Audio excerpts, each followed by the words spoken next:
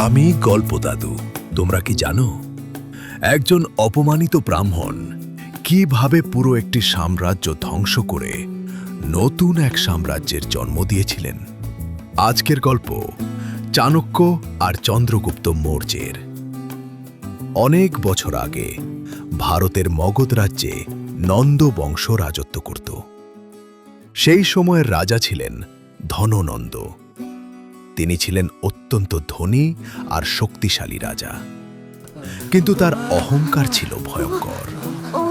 প্রজাদের কাছ থেকে অতিরিক্ত কর আদায় করতেন এবং সাধারণ মানুষকে তুচ্ছ-তাচ্ছিল্য করতেন।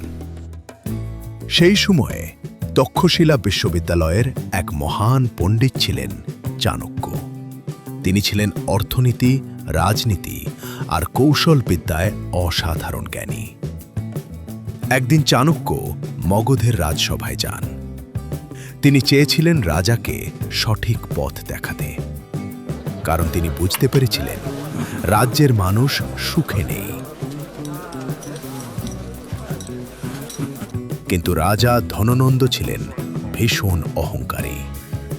তিনি চাণক্যের জ্ঞান বা কথার মূল্য না দিয়ে তার সাধারণ চেহারা আর পোশাক দেখে তাকে তুচ্ছ-তাচ্ছিল্য করতে শুরু করেন। রাজা তার কথা না শুনেই তাকে সভা থেকে বের করে দেন, এমনকি অপমান করে চুল ধরে টেনে বের করে দিতে বলেন। সেই মুহূর্তে চাণক্যের চোখে আগুন জ্বলে ওঠে। তিনি শপথ নেন, আমি এই নন্দ বংশকে ধ্বংস না করা পর্যন্ত আমার চুল বাঁধব না। কিন্তু একা একজন মানুষ কিছুই করতে পারে না। তাই চাণক্য খুঁজতে থাকেন একজন যোগ্য যুবক, যে তার স্বপ্ন পূরণ করতে পারবে। এবং একদিন তিনি খুঁজে পান এক সাধারণ ছেলেকে। তার নাম চন্দ্রগুপ্ত। চন্দ্রগুপ্ত ছিল এক গরিব পরিবারের ছেলে, কিন্তু তার চোখে ছিল অদ্ভুত সাহস, আত্মবিশ্বাস আর নেতৃত্বের শক্তি। চাণক্য বুঝতে পারেন এই ছেলেটি একদিন ইতিহাস বদলে দেবে। তিনি চন্দ্রগুপ্তকে নিয়ে যান তক্ষশিলায়। তারপর শুরু হয় কঠোর শিক্ষা আর প্রশিক্ষণ।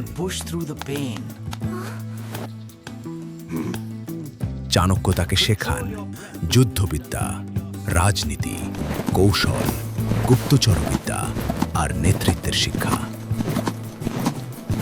বছরের পর বছর কঠিন অনুশীলনের পর চন্দ্রগুপ্ত এক অসাধারণ যোদ্ধা আর বুদ্ধিমান নেতা হয়ে ওঠে। তারপর শুরু হয় নন্দ বংশের বিরুদ্ধে সংগ্রাম। কিন্তু চাণক্য জানতেন শুধু শক্তি দিয়ে এত বড় সাম্রাজ্যকে হারানো সম্ভব নয়। তাই তিনি বুদ্ধি আর কৌশলের পথ বেছে নেন। ছোট ছোট রাজ্যগুলোকে নিজেদের পক্ষে আনেন, গোপনে বন্ধু তৈরি করেন, এমনকি নন্দ সেনার ভিতরেও ভাঙন ধরিয়ে দেন। দাদু, এভাবে কি যুদ্ধ জেতা যায়? রাজাকে হারাতে গেলে তো তলোয়ার নিয়ে লড়াই করতেই হয়। শুধু তলোয়ার দিয়ে নয় রে, চাণক্যের সবচেয়ে বড় শক্তি ছিল তার বুদ্ধি। তিনি জানতেন যে যুদ্ধ মাথা দিয়ে জেতা যায় সেখানে শুধু শক্তি কাজে লাগে না। শেষে চন্দ্রগুপ্ত ও তার সেনা পাটলিপুত্র আক্রমণ করে। শুরু হয় এক ভয়ঙ্কর যুদ্ধ। অনেক লড়াইয়ের পর ধননন্দ পরাজিত হয় এবং চন্দ্রগুপ্ত মৌর্য সাম্রাজ্যের সম্রাট হন। চাণক্য হন তার প্রধান উপদেষ্টা।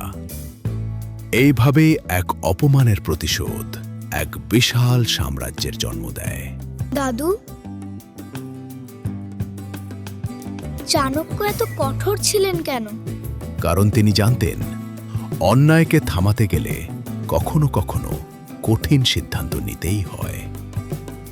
তিনি নিজের জন্য লড়েননি রে, তিনি লড়েছিলেন একটা ভালো ও ন্যায়ের রাজ্য গড়ার জন্য।